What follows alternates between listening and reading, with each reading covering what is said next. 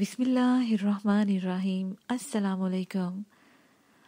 آج ہم آپ کے لیے معروف روحانی اسکالر خواجہ شمس الدین عظیمی کی کتاب اللہ کے محبوب کا پارٹ نمبر 6 صفحہ نمبر 54 سے ریکارڈ کر رہے ہیں۔ انبیاء نے نوع انسانی کو اچھائی اور برائی کے تصور کی آگاہی کے ساتھ ساتھ اس بات کی ترغیب بھی دی کہ برائی ایک ایسا عمل ہے جو انسانی برادری میں غصہ، تعصب، نفرت اور حقارت کے جذبات پیدا کرتا ہے اور اللہ تعالیٰ کے لیے ناپسندیدہ ہے۔ اس کے برعکس اچھائی ایک ایسا عمل ہے جس سے بنی نوع انسان میں برادری سسٹم قائم ہوتا ہے۔ انسان خوش ہوتے ہیں اور اللہ تعالیٰ بھی اس عمل سے خوش ہوتا ہے۔ برائی کا مطلب تحریب ہے۔ تحریب یا ٹوٹ پھوٹ کے عمل پر غور و فکر کیا جائے تو جتنی زیادہ ٹوٹ پھوٹ ہوگی اسی مناسبت سے خاندان، کنبے، محلے، شہر اور اقوام پریشانی اور ادبار میں مبتلا رہیں گی، اور جتنی زیادہ اچھائی یا تعمیر ہوگی اسی حساب سے چھوٹی سی قوم سے لے کر پوری نوع انسانی خوش رہے گی۔ انبیاء نے انسان کو اچھائی یا برائی کا تصور دنیا اس کا منشا یہ ہے کہ نوع انسانی تحریب کو رد کر کے اس سے اپنا رشتہ توڑ لے اور تعمیر سے اپنا رشتہ جوڑ لے۔ یہ ایک ایسا نظام ہے جو لاکھوں سال سے چل رہا ہے، اور اس تعمیر و تحریب کو سمجھانے کے لیے اللہ تعالیٰ کم و بیش 1.25 لاکھ پیغمبر اس دنیا میں بھیجے۔ انبیاء اکرام تشریف لاتے، اللہ کا پیغام پہنچاتے، لیکن ان کے پردہ فرماتے ہی نوع انسانی انبیاء کی تعلیمات سے دور ہو کر گمراہی میں مبتلا ہو جاتے۔ انبیاء اکرام کی تعلیمات میں ذاتی مفاد اور منفعت کے مطابق تحریف کر دی جاتی۔ اس کا نتیجہ یہ نکلا کہ محسوس گروہوں نے اپنی ذاتی منفعت کے لیے انبیاء کی تعلیمات کے تعمیری پہلو میں تحریف شامل کر دی۔ جیسے جیسے تحریف بڑھتی گئی اس مناسبت سے نوع انسانی میں تفرقے فروغ پاتے چلے گئے اور نوع انسانی گروہوں میں بٹ گئی، حتیٰ کہ ایک وقت ایسا آیا کہ تمام اقوام پر ایسے گروہوں کی حکمرانی قائم ہو گئی جنہوں نے نفرت، حقارت اور ظلم کے سوا کچھ نہیں دیا۔ انسان انسانیت کے مقام سے گر کر درندگی پر اتر آیا۔ اس نے اپنی بیٹیوں کو زندہ دفن کرنا شروع کر دیا اور بے حیائی کے اس مقام تک گر گیا جہاں حیا کا تصور تک نہ رہا۔ زمین نے اپنے اوپر اس فساد کے لیے اللہ تعالیٰ سے التجا کی اور اللہ تعالیٰ کے حضور عاجزی اور انکساری سے درخواست کی کہ یا اللہ، جس آدمی کو تو نے میرے اندر سے پیدا کر کے میرے اوپر آباد کیا ہے، اس نے تحریب اور بے شرمی کے وہ کام کرنے شروع کر دیے ہیں جس سے مجھے شرم اور ندامت ہوتی ہے۔ اے اللہ، ہدایت فرما۔ اللہ تعالیٰ نے زمین کی یہ فریاد سن کر اپنے محبوب محمد رسول اللہ کو اس دنیا میں بھیج دیا۔ رسول اللہ کی تعلیمات گزشتہ تمام انبیاء کی تعلیمات کا تسلسل ہے۔ رسول اللہ فرماتے ہیں کہ تحریب انسانی عمل نہیں، تحریب ایک غیر فطری، غیر انسانی اور شیطانی فعل ہے۔ تحریب کو چھوڑ کر تعمیری پہلو اختیار کرو۔ تعمیری پہلو یہ ہے کہ انسان کے اندر نفرت اور حقارت نہ ہو، بلکہ آپس میں بھائی چارہ اور محبت ہو۔ اللہ تعالیٰ نے فرمایا مومن کی پہچان یہ ہے کہ جو اپنے لیے پسند کرتا ہے وہی اپنے بھائی کے لیے چاہتا ہے۔ رسول اللہ نے فرمایا کسی کالے کو کسی گورے پر اور کسی گورے کو کسی کالے پر کوئی فضیلت نہیں ہے۔ اصل چیز وہ اعمال ہیں جو اللہ تعالیٰ کو پسند ہے۔ اگر اس ساری کائنات میں اور زمین کے اوپر آباد تمام انواع مخلوقات پر غور فکر کیا جائے تو یہ انکشاف ہوتا ہے کہ کائنات اللہ کا کنبہ ہے اور اللہ تعالیٰ اس کنبے کا سربراہ ہے۔ ہر سربراہ یا باپ کی خواہش ہوتی ہے کہ اس کی اولاد پیار و محبت اور خلوص سے مل جل کر رہے، ایک دوسرے کے کام آئے اور ایک دوسرے کی حق تلفی نہ کرے۔ دنیا میں جو کچھ بھی ہے وہ اللہ کا پیدا کرتا ہے۔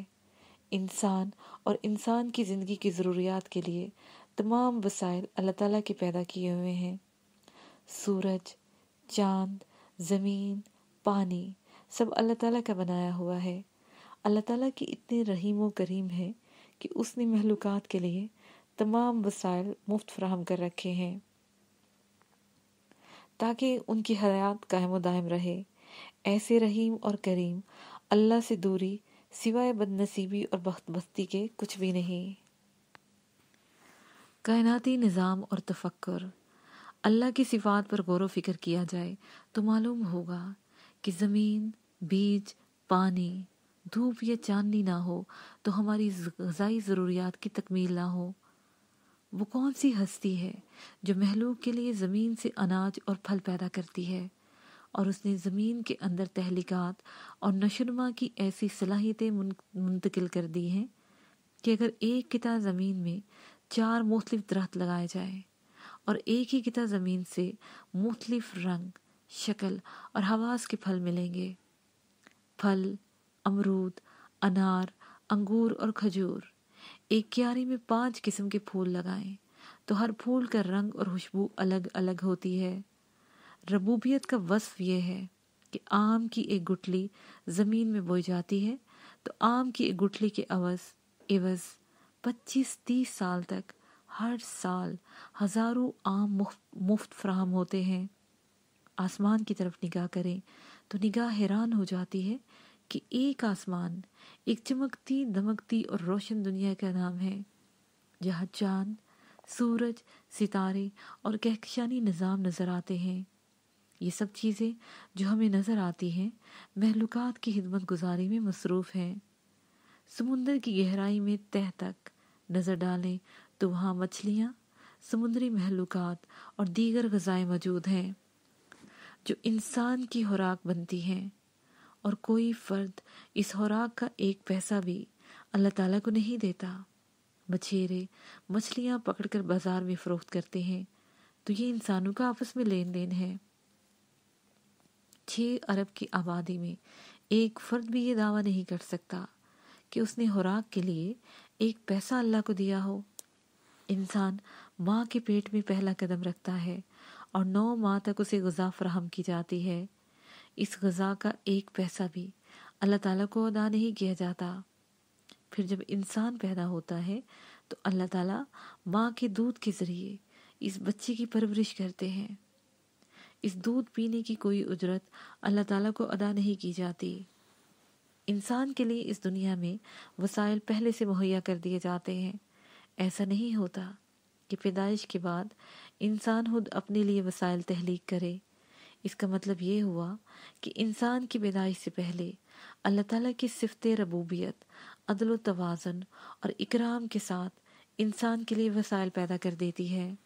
بارش اللہ تعالیٰ برساتا ہے، زمین کو نشوونما کے لیے قوت اللہ تعالیٰ نے دی۔ ایک چھوٹے سے بیج کو ایک بہت بڑا درخت بنا کر زمین کے اوپر پھیلنے کی قوت اللہ تعالیٰ کی عطا کردہ ہے۔ انسانی زندگی کے کسی بھی رخ پر غور و فکر کیا جائے تو ایک ہی بات نظر آئے گی کہ اللہ تعالیٰ کی صفت ربوبیت نے انسان کو زندہ رکھا ہے۔ اللہ تعالیٰ نے انسان کو ہوش و حواس، سماعت و بصارت اور احساس اور ادراک عطا کیا ہے۔ جب تک اللہ تعالیٰ چاہتا ہے انسان زندہ رہتا ہے، دیکھتا، سنتا، کھاتا اور پیتا ہے، شادی کرتا ہے، بچوں کی دیکھ بھال کر کے ان کی شادیاں کرتا ہے، زمین پر کاشت کرتا ہے اور گھر بناتا ہے، اور پھر جب اللہ تعالیٰ چاہتا ہے تو وہ اس دنیا سے رخصت ہو جاتا ہے۔ زمین پر یہ سب چیزیں عارضی ہیں۔ قرآن پاک میں ارشاد ہے، انسان کو زمین کے اوپر ایک معینہ مدت تک رہنے کے لیے بھیجا ہے۔ مقررہ مدت کے بعد زمین انسان کو قبول نہیں کرتی، بلکہ زمین اسے اپنے اندر سمیٹ لیتی ہے اور مادی جسم فنا ہو جاتا ہے۔ غور طلب بات یہ ہے کہ وہ انسان جو اللہ تعالیٰ کے رحم و کرم سے پیدا ہوا اور اس نے اللہ تعالیٰ کے دیے ہوئے وسائل اپنا حق سمجھ کر مفت استعمال کیے، اس انسان نے اس کے بدلے اللہ تعالیٰ کو کیا دیا؟ اللہ تعالیٰ کے لیے کیا اثار کیا ہے؟ آدمی صبح سے لے کے شام تک محنت مزدوری کرتا ہے، 1 ماہ خون پسینہ ایک کر کے محنت اور مشقت کے بدلے جو مزدوری اسے ملتی ہے تو وہ مالک کا شکر گزار ہوتا ہے اور اس کی خوشامد میں لگا رہتا ہے، لیکن اس اللہ کے لیے شکریہ کے دو بول نہیں ادا کرتا جس اللہ نے زمین پر ہوا اور پانی مفت فراہم کیے ہیں۔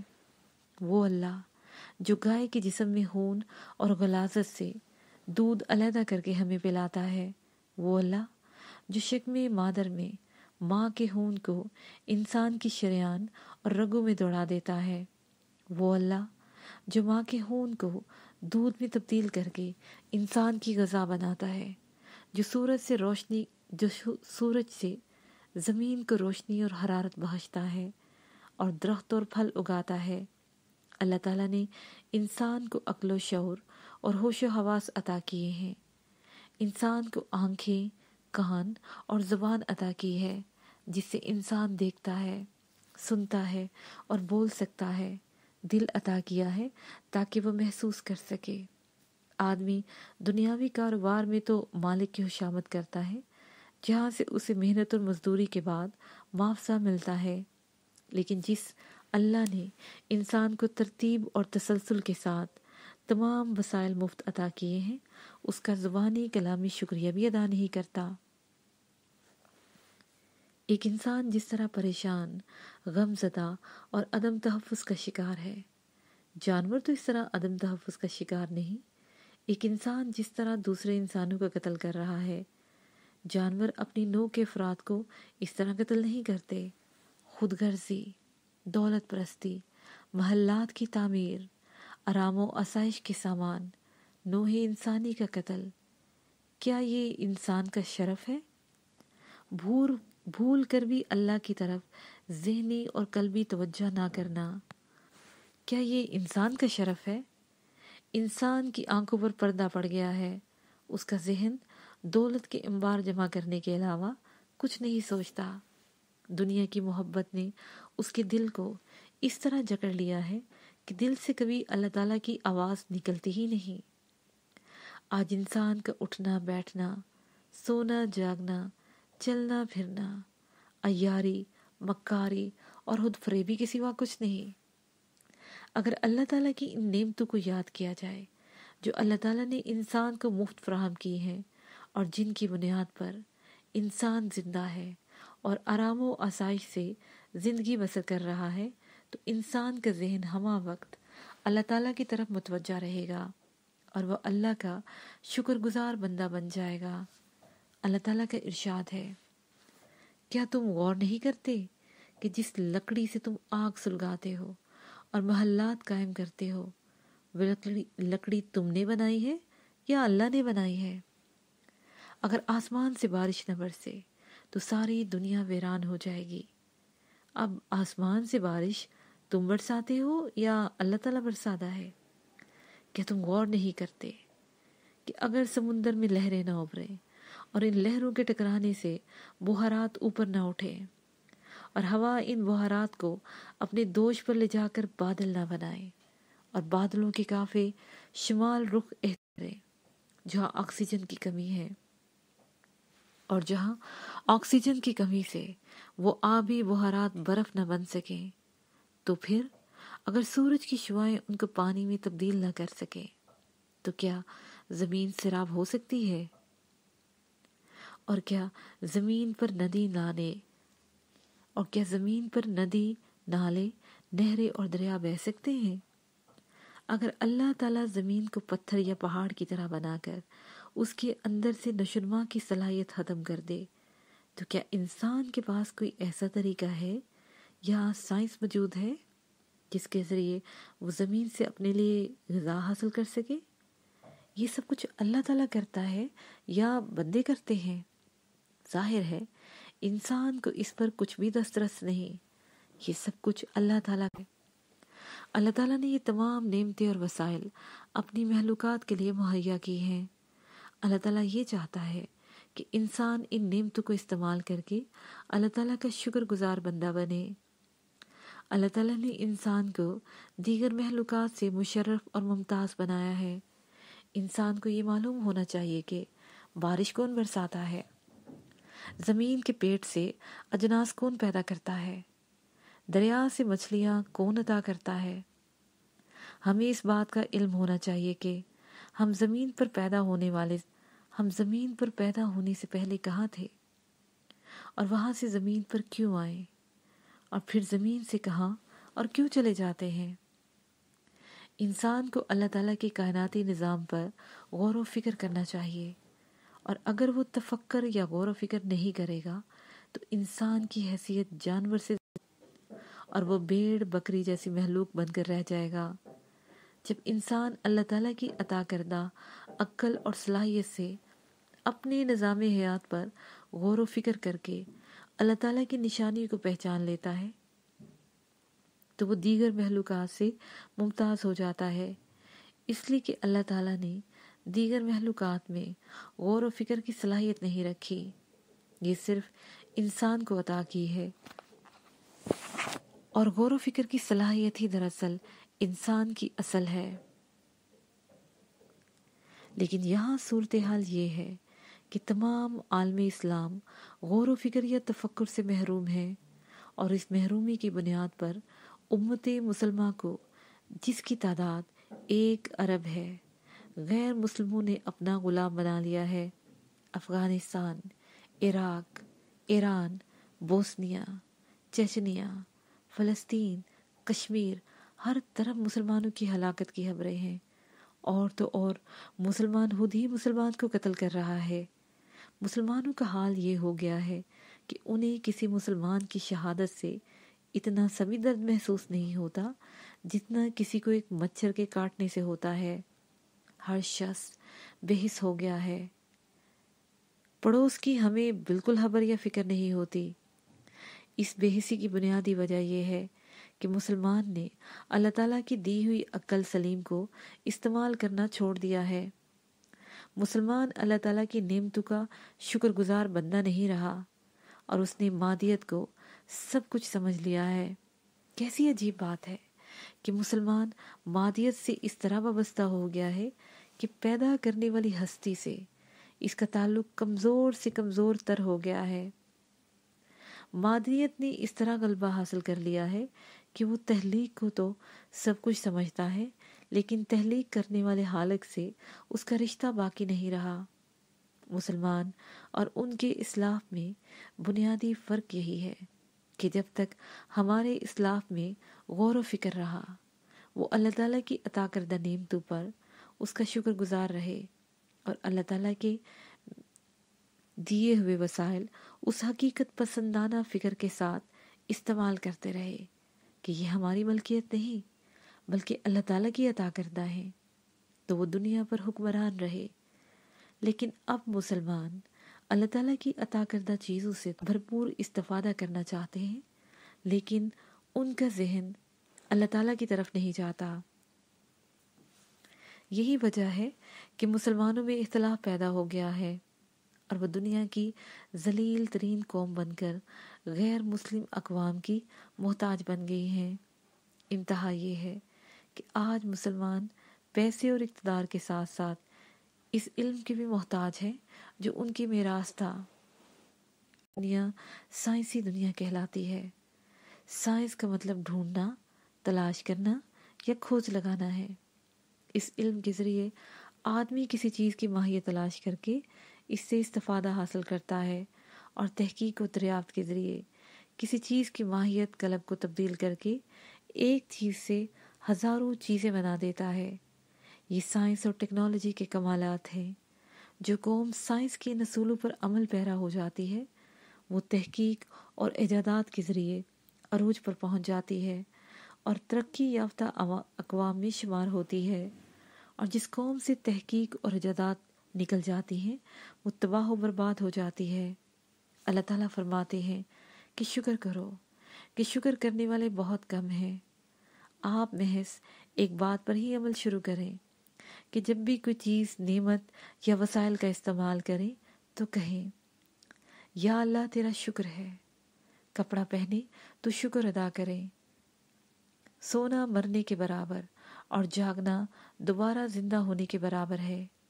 صبح بیدار ہو کر شکر ادا کریں۔ درخت، پھول اور سبزہ دیکھیں تو کہیں یا اللہ تیرا شکر ہے۔ शुक्र की अमली प्रैक्टिस मुश्किल काम नहीं। ठंडे पानी का घूंट पीने से मुसर्रत हो, ठंडक का एहसास हो और प्यास बुझने तो अल्लाह ताला का शुक्र अदा करें। या अल्लाह तेरा शुक्र है, तूने मुझे ठंडा और मीठा पानी पिलाया। रूखी सूखी खाएं या मुरगन खाए, अल्लाह ताला का शुक्र अदा करें। या अल्लाह तेरा शुक्र है। अल्लाह ताला रोटी नहीं खाते, पेट तो हमारा ही भरता है। शुक्र करने से अल्लाह खुश हो जाता है। कोई दोस्त मिले तो हंस कर बात करें, बड़ों का एहतराम करें, बच्चों से शफकत से पेश आएं। ये सब नेमतें मिलने पर अल्लाह का शुक्र अदा करें। हजूर कलंदर बाबा औलिया रहमुल्लाह फरमाते हैं, शुक्र का मफहूम ये है कि अल्लाह की दी हुई नेमत को खुश होकर इस्तेमाल किया जाए। कुरान पाक में इरशाद है, हमने लुकमान को हिकमत अता की ताकि वह शुक्र अदा करे।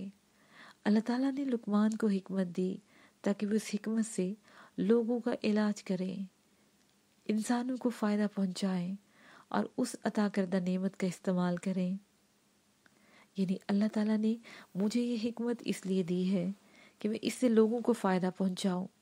ये उस नेमत का शुक्र अदा करना है। शुक्र से मुराद ये है कि जो शय अल्लाह ताला ने आपको अता की है, आप उसे खुश होकर इस्तेमाल करें और जहन में ये बात नक्श हो कि ये नेमत मुझे अल्लाह ताला ने अता की है। जो लोग अल्लाह ताला की नेमतों को इस्तेमाल करते हैं, उसका फ़ायदा उन्हीं को पहुंचता है, और जो लोग अल्लाह ताला की दी हुई नेमतों को इस्तेमाल नहीं करते, वो महरूम रह जाते हैं। अल्लाह ताला तो इन दोनों से ही बेनियाज है। अल्लाह ताला ने इंसान के लिए इस कदर नेमतें फराहम की हैं कि इंसान किसी नेमत को इस्तेमाल करके शुक्र अदा करे तो उसके मन के अंदर एक ऐसी शमा रोशन हो जाती है जो यकीनन उसे रसूलुल्लाह का गर्विदा बना देती है। यकीन करें कि इस अमल की वजह से आपके अंदर रसूलुल्लाह की सीरत तैयबा के नकूश रोशन हो जाएंगे। मुसलमान अल्लाह ताला की अता करदा नेमतों को तो इस्तेमाल करते हैं, लेकिन अल्लाह ताला के शुक्रगुजार बंदे नहीं बनते। अगर मुसलमान अंबिया अलैहिस्सलाम की तर्ज फ़िक्र के मुताबिक अल्लाह ताला की अता करदा नेमतों को इस्तेमाल करके अल्लाह ताला के शुक्रगुजार बंदे बन जाएं और इस अमर का यकीन कर लें कि वो जो कुछ इस्तेमाल करते हैं वो अल्लाह ताला की जानिब से है, तो उनकी बदहाली ख़त्म हो जाएगी और उनका अपने ऊपर ये जुल्म भी ख़त्म हो जाएगा। रसूलुल्लाह की विलादत बासादत की निस्बत से एक बुनियादी बात ये सोचनी चाहिए कि रसूलुल्लाह की ज़मीन पर तशरीफ़ आवरी का मकसद क्या है और अल्लाह ताला ने कौन सा मिशन रसूलुल्लाह के स्पुर्द किया है। इंसान और उम्मत मुसलमा पर बिलहसूस ये फ़र्ज़ आयद होता है कि वो गौर व फिक्र करके उस कादर मुतलक हस्ती अल्लाह का खोज लगाए जिसने हमें ये तमाम नेमतें मुहैया की हैं। अल्लाह ताला उम्मत मुसलमा को कायनाती निज़ाम और कायनाती निज़ाम हयात पर गौर व फिक्र करने की तौफीक अता फरमाए और अपनी अता करदा नेमतों पर शुक्र अदा करने का भी ज़ौक़ अता फरमाए। आमीन। रसूल सल्लल्लाहु अलैहि वसल्लम की तर्ज फ़िक्र। अल्हम्दुलिल्लाहि रब्बिल आलमीन।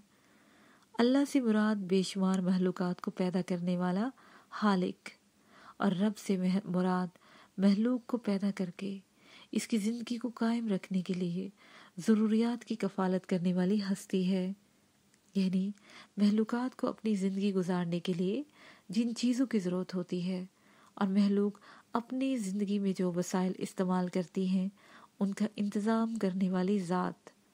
वज़ाहत ये हुई कि रब वो ज़ात है जो महलूक को पैदा करती है, फिर इसे ज़िंदा रखती है, बचपन और जवानी से बुढ़ापे तक वसाइल फराहम करती है, महलूकात की नस्ल कायम रखती है और महलूक को एक दुनिया से दूसरी दुनिया में मुंतकिल होने के लिए जिन चीज़ों की ज़रूरत होती है इन ज़रूरियात और वसाइल की तकमील करती है। दूसरी बात यह है कि अल्लाह ताला रब्बुल आलमीन है, रब्बुल आलम नहीं।